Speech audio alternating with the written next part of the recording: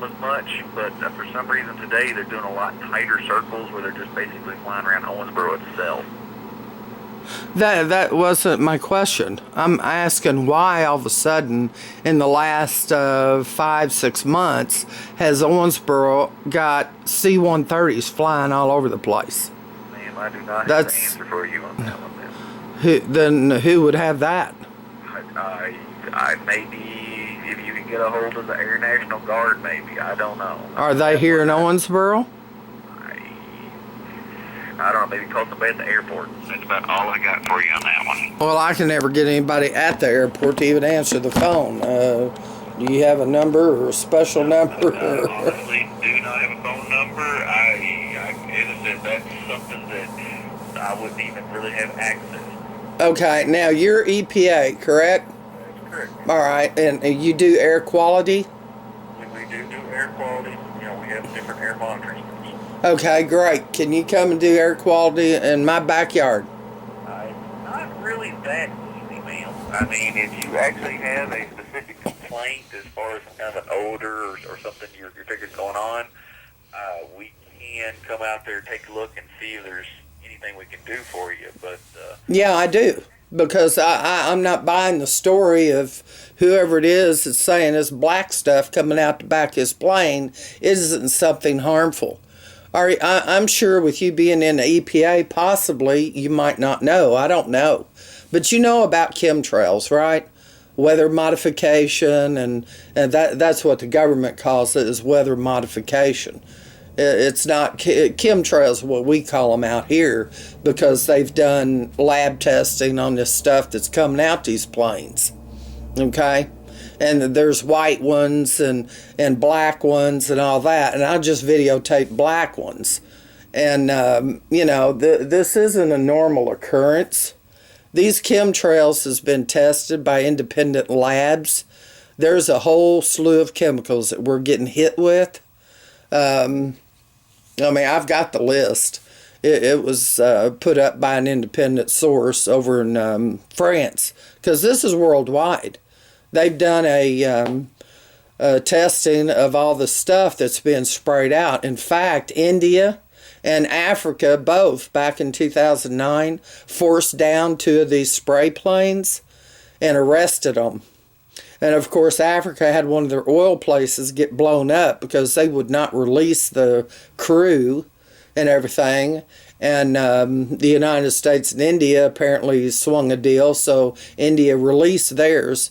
And until they blew up a place there in Africa, they wasn't going to release theirs. That's all over the internet. I'm just a great-grandma out here worried about what's going on in the air, that I have to worry about my family, being fumigated, and my great-grandchild, my grandchildren, and my children.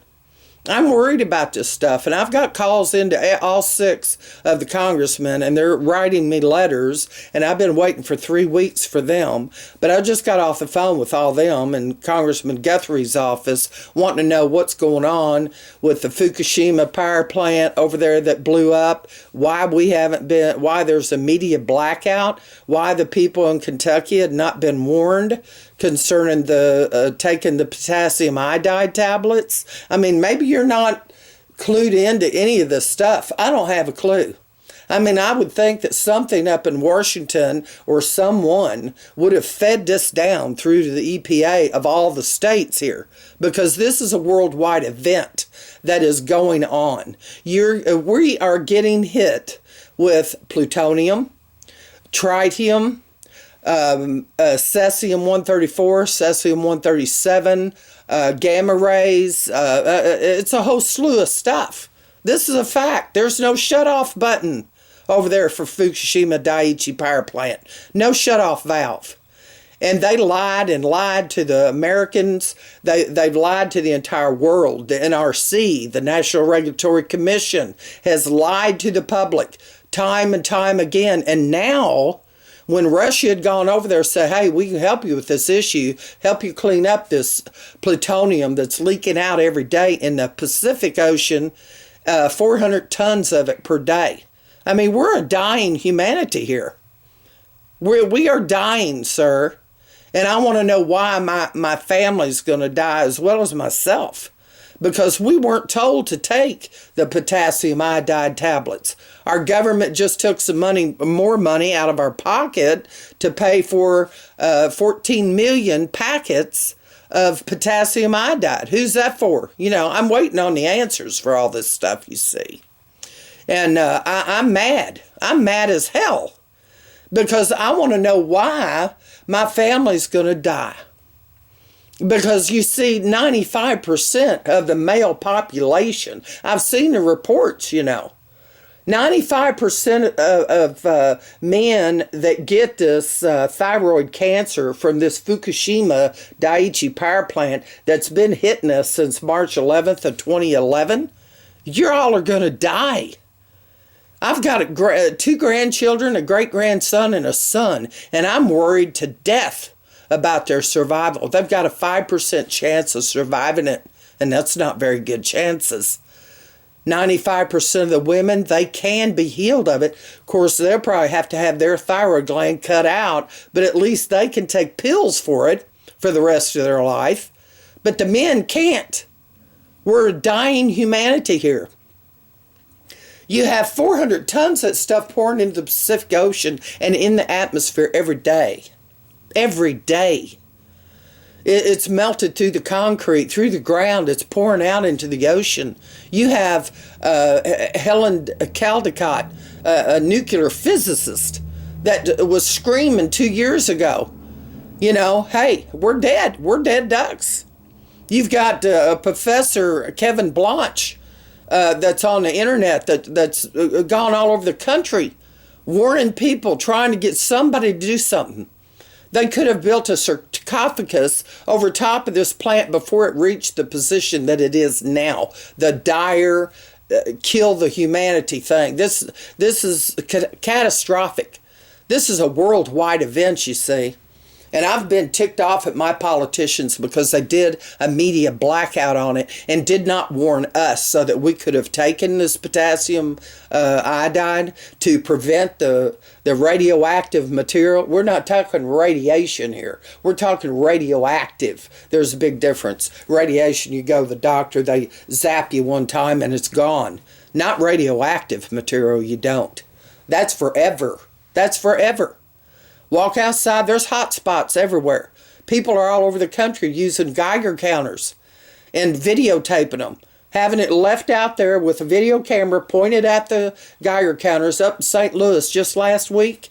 It went off twice as much as what you all, the EPA, says is normal readings. Twice above level. And we're breathing this stuff. Get one heart particle in you and you're, you know, might as well bend over and say goodbye because you're definitely going to get cancer.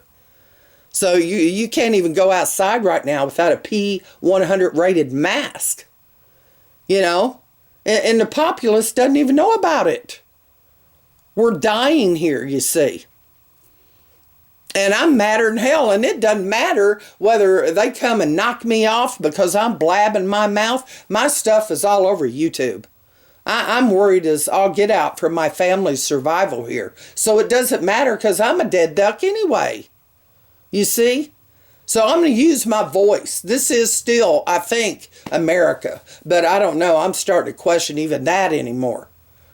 But what is it that nobody can tell anybody? Is everybody that's in politics has a magic pill to prevent them and their family and their kinfolk from getting cancer? I don't know. Y'all got magic pills or what? No, ma'am. Alright, now if you have your everything covered as far as contacting your different legislators, there's really nothing I can do to help you. I mean, we can come out and physically take a look at your residence and see if there's anything that might be going on, but what you're talking about is a lot bigger than I am, so you might be better off pursuing those channels as opposed to mine. Well, you know what happened to me when I called Washington EPA? The guy hung up on me. He denied that any of the weather modification. I said, good God, man. I said, go to your own websites. Go to USGS. Go to arc.gov. You know, it's all on there. You know, it tells about this stuff. This isn't made up. It's not a conspiracy theory or hypothesis or anything else. It's real. It's real. The government admits to it. And he's sitting there wanting to play word games, you know. So he eventually hung up on me. His name's David Rush. He's up there in the EPA at Washington, D.C., playing games with the public. So, you know, I can't rely on them to do anything. So if any testing is going to be done, and I hope and pray to God y'all do something here to find out so that we can get these politicians moving to stop these planes from fumigating us with all of the chemicals that they've got coming out. You know, he said, well, this Mr. Rush, he told me, he said, well, when you have some bona fide, paperwork and studies and all this stuff, call me back. Well, I looked that up on just one. It didn't take me 5 minutes to find it. Called him back up, and I read it all off to him. I said, he said, where was this done? I said, this particular one was done in France. I said, it's got 20, 30 different chemicals that's in just one sample. And a lot of it is undetectable as to what it is. And this was a full-fledged lab that could test anything and everything, fully equipped lab. And they could not determine some of the stuff that's being sprayed out on these planes. Now, you were told that this stuff was just regular exhaust or whatever. Sir, that's not right. I mean, they might tell you that and you might believe that. And I'm not faulting you there. You might think that this is true, but it's not. Okay? And not 20 years that I've been all over this world with my dad and planes and yada yada, you know. No, this isn't normal. I know that fuel lines have to, you know, with the I can't think of the term, where they have to give it more oil and stuff like this for different temperatures that are out there and this kind of thing. But this that's coming out, no. No way.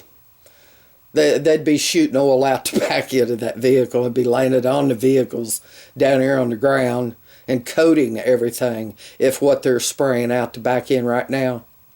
And he's been over my house a good 8, 9, 10 times in probably 45 minutes.